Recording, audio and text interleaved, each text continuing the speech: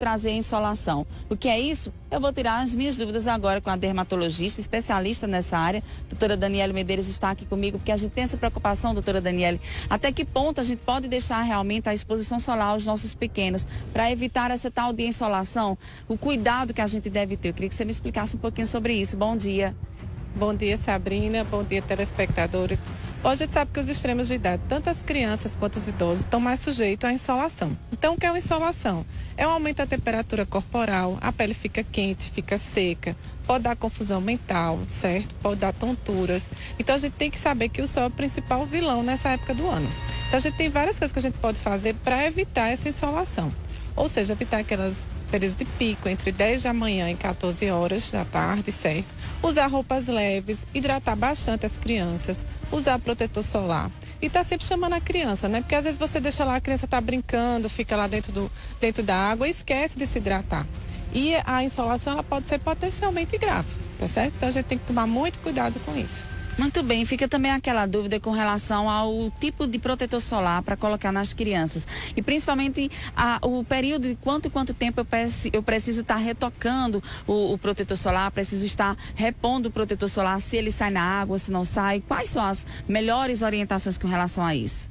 Pronto, é uma outra pergunta. Então, assim, o ideal é que saia de casa já com protetor solar, tá certo? Então, a gente tem protetor solar infantil, que deve ser colocado meia hora antes da exposição solar e tem que ser reaplicado a cada 2 horas. Então, hoje em dia, a gente tem protetor solar em spray, que fica mais fácil, e sempre comprar um que seja resistente à água. Claro que tem que estar reaplicando, mas lembrar sempre desses cuidados.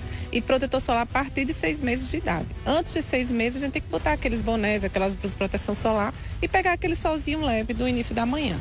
Pronto, já tocou no assunto que a gente sempre, né, os cuidados de mamãe e papai, a questão das blusas UV, essas blusas de proteção protegem mesmo? Existe como a gente identificar o melhor tecido para isso, doutora? Então, o ideal é comprar em lojas conveniadas, essas lojas que vendem mesmo material para piscina. Então, existem maiôs, existem blusas de proteção solar que tem uma malha adequada, tá certo? E lembrar que ela tem uma meia-vida útil. Então, a cada 2 anos é bom a gente estar renovando esse vestuário. E, inclusive, o nosso apresentador tem uma dúvida a respeito do fator para crianças e fator para adulto. Pode ser o mesmo ou existe uma diferença aí no protetor solar? Então, geralmente a gente pede acima de 50, né? Porque aqui o sol é bem forte, certo?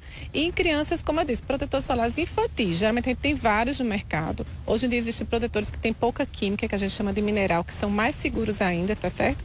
E os adultos também, a gente pede acima de 30, mas depende de cada cor de pele, né? De cada fototipo, como a gente diz.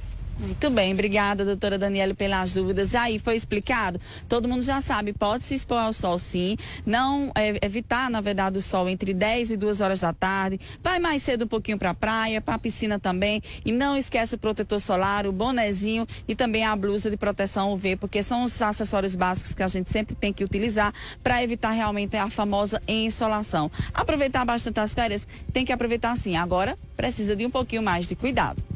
Eu volto com você, Bruno, aos estúdios. Obrigado, Sabrina, pela tua participação. Quem vai aproveitar as férias, aproveita, mas com cuidado, tá bem? Porque o sol tá quente pra caramba. Rapaz, tá um mormaço aqui que eu nunca vi.